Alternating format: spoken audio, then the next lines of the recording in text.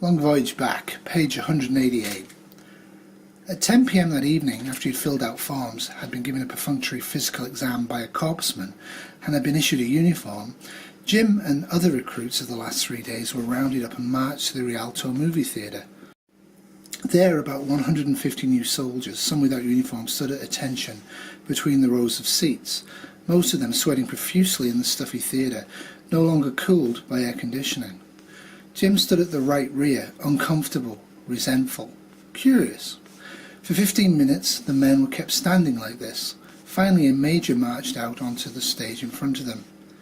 "At ease, men!" he shouted down at them, and a great groan broke from the group as the soldiers relaxed, many of them collapsing into their seats. The relaxed hubbub lasted for less than 5 seconds. "Attention!" the major unexpectedly bellowed. Surprised and confused, the men struggled back up to attention, a few, not hearing the new command, having to be urged up by those around them. "At ease, men!" the major shouted at them after less than 20 seconds. This time the relaxation was much less pronounced.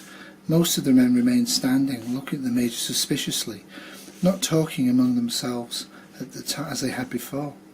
Jim himself stood exactly as he'd been when he was supposedly standing at attention, staring at the major with resentment. About 20 seconds passed this time, then 30, and a few of the men began to whisper to each other, one or two to sit down. "Attention!" the major bellowed a third time, and again the men responded, many sullenly, until the non-com spread out around the auditorium and began to enforce the major's command. "All right!" the major shouted, pacing off to the left of the platform, his compact body moving with suppressed power, his dark face and neatly trimmed moustache extenuating his smartness and correctness compared to the ragtag bunch of men in front of him. He glared down at the audience. "You've just demonstrated the single most important attribute of a soldier, obedience. I don't give a fuck if you don't know your right foot from your left foot, an anti-tank gun from a .22, or a platoon from a spittoon. But if you know how to obey, you'll make one hell of a soldier." He paused and paced back over to the centre of the stage. "In this war, especially with the losses we've already sustained here on the mainland, it's absolutely necessary that everyone pull together, that we all work to get the country back on its feet again. And the only way that can happen is for the President to point, the officers to lead, and the rest of you to fall in line." The major wiped sweat from his brow, but his bushy eyebrows and trim moustache still kept glistening under the row of bright lights. "The Russians haven't landed yet," he went on in a loud voice that seemed just on the verge of cracking from the effort. "We hope they never will. But there are already enemies loose in this country, and it's our job to stop them. The enemy is anyone who thinks they know better than the President, anyone who selfishly puts his own interests above those of the whole nation. It's the Army's job to keep our country functioning, keep the food, medical and military supplies flowing. Your officers will determine how this can best be done, and then you and they will do it. And I don't want any of you assholes to try thinking you know better than your officers. There's only one right way to do things in the Army, and that's the way you've been ordered to do them. And don't you forget it." He paused, glared, sweat again pouring down his face, and Jim watched him with a feeling of dull dread and hopelessness. He felt like he was trapped in a small room. Any day now some of you may be sent on assignments that involve our using the muscle against misguided bastards who think their personal asses are all that count. I don't want any shilly-shallying. If you're ordered to shoot someone, you shoot him. There's no time for you to complain that you haven't heard the guy speak Russian. Anyone who disobeys an order from a superior officer is a traitor and deserves to be shot. Don't you forget it. All of you men here have just become part of this army. You are idiots, ignoramuses, assholes, zeros. Don't pretend you're anything else. We'll teach you to be soldiers. You'll learn. But right from the beginning I want you to know there's really only one lesson. Obey. And don't you forget it. Later that night, as Jim spread out in his sleeping bag next to Tony's on the floor of the double room in the Moonlighter Motel, their temporary barracks, the other 6 men in the room, all of whom had been in since the second day of the war, were loose and joking. There were 3 blacks, 2 of whom were big men, and a third a little runt of a man, and 3 middle-aged whites. They'd all been at the theatre and heard the majors talk. "Sheepmen, we're the kings," one of the black men said as he spread his sleeping bag out on top of a double bed. "Ain't no way you're going to get me out of this army. In here they'll look after your ass. Out there it's everybody's ass for himself. Ain't no way." "I don't like shooting no people," the little man said sullenly, as he prepared to crawl into his sleeping bag also on the floor. "You shoot anybody they ask you?" "Shit, I shoot my mother, man, if they says to," the first black man countered. "That's the way it is, man. This is war." The other three men, the older whites, remained silent, two of them preparing to sleep on the second double bed, and the third, a plump, red-faced man, bedding down near Tony and Jim. "If they ask us to shoot somebody," Tony announced loudly in the brief silence, "you can be damn sure that the guy deserves to be shot." Jim, uncomfortable, unconvinced, was quietly unlacing his GI boots. "Well, at least we won't starve to death in the army," the plump man said with a hesitant smile. "They feed us, they give us guns, and when a bomb comes they tell us to duck," one of the other white men said. "Compared to what I was facing 4 days ago, this is heaven." "You're damn right," the man next to him echoed. Jim placed his boots and his fatigues in a neat pile at the head of his sleeping bag and, in his underwear, crawled into the sleeping bag. "This is what war is. It's a great big motherfucking urban renewal program," the big talkative black man said as he undressed. "Now Manhattan and Washington and Boston all get to look like Harlem." He laughed. The others were silent. Jim linked his hands behind his head, closed his eyes. He could feel the floor swaying underneath him, its motion the counterpoint to vagabonds during the last 2 days at sea. He felt isolated, alone. Tony appeared to feel at home in the army. Jim felt he would be lucky to last a single day. He tried to think about what he could do and where he could go if he escaped, but he was tired. The three blacks were laughing about something, and the two white men in the other bed were whispering together. He heard Tony getting into the sleeping bag beside him. "Don't mind these shits," Tony whispered to him. "Tomorrow we'll be assigned to a platoon, and it'll be a whole new ballgame." Jim didn't reply. He didn't think the league he was stuck in now was going to get any better for a long, long time. For most of his 58 years, George Cooper had thought that he would defend his country to the death. He'd fought in the Korean War. 2 of his sons had fought in the war in Vietnam. So it was with some degree of confusion that he found himself standing behind a barricade of farm machinery, oil tanks and hay, with 18 other farmers and a few of their teenage sons, preparing to fight a company of soldiers from the Army of the United States. Every decision he'd made during the week that followed the outbreak of war had seemed logical, but there was nothing logical about what was happening now. His own government seemed about to kill him and his sons and friends because they felt they ought to be able to keep some of their farm animals and produce for their families and friends.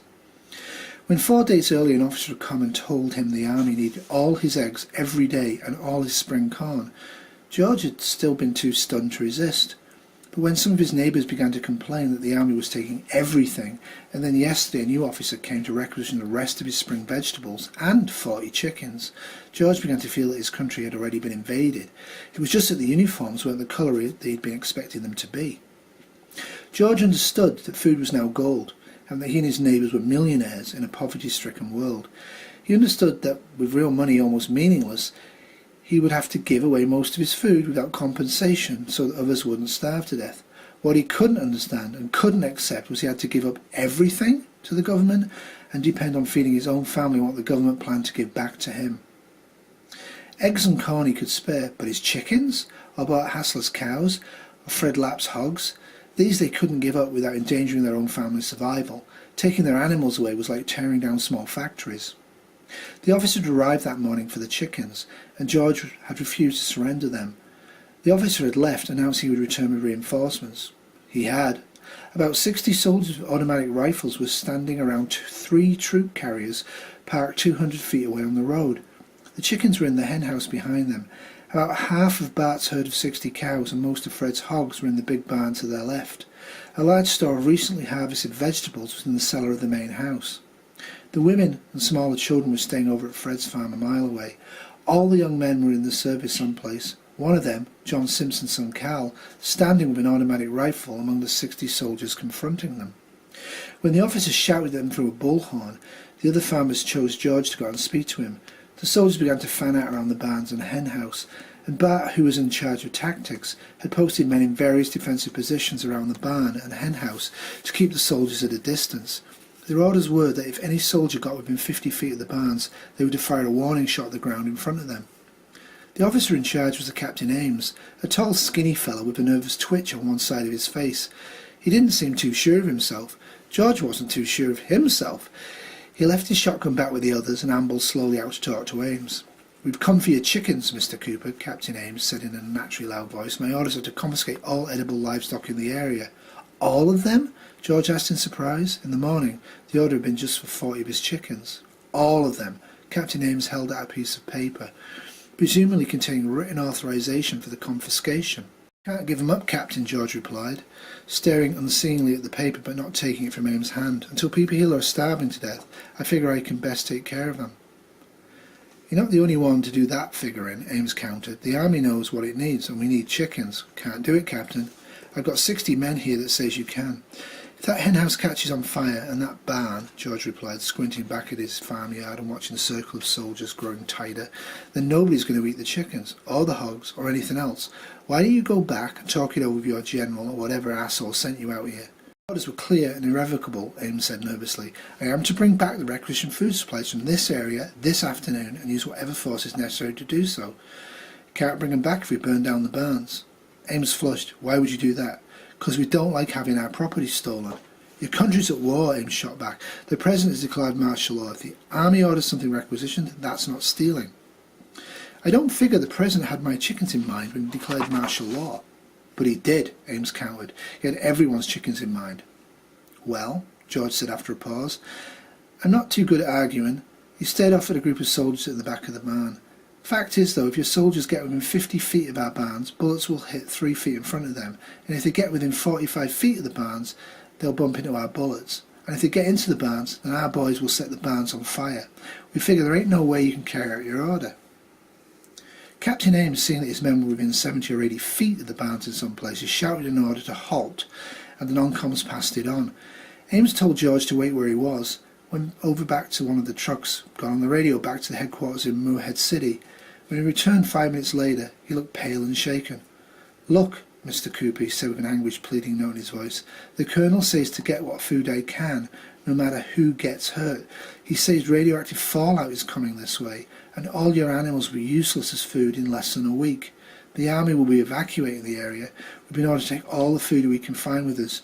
You people should evacuate too. We'll leave you plenty of food for your families, but most of it we'll have to take." George Cooper squinted at the captain. "The fallout bit might be an excuse, or it might be true.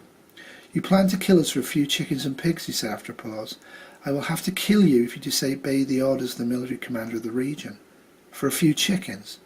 You seem to be all ready to destroy your barn for a few chickens." "My barns are useless without anything to put in them," George said slowly. "I figure that you and your colonel can survive without my chickens." 10 minutes, Cooper," Ames said with a grimace. He glanced at his watch. "If you don't put down your weapons and let us take what the local military commander has ordered requisitioned, my men will attack." George Cooper looked numbly back at Captain Ames. "Seems like a pretty shitty thing to do," he said. "Maybe," said Captain Ames, flushing, "but I'll do it." George turned and walked slowly back to his friends behind the tractors, examining as he walked the position of the soldiers round his farmyard. A few of them back at the hen house seemed awfully close to 50 feet away from the buildings. Bart, Fred, and 2 more of the older men met him by Fred's harvester. He began to recount his conversation with Ames. He had just gotten to the army's claim that the fallout was coming their way when a shot rang out, then 2 others. George wheeled to see Captain Ames crouching down next to one of the trucks, and the soldiers near him throwing themselves down on the grass. Off to the left, 2 soldiers were running away. To the right, a squad of 8 or 10 soldiers in a crouch were running towards the hen house. A few later, shots erupted from the teenagers there, and one of the soldiers fell. Then the real firing began.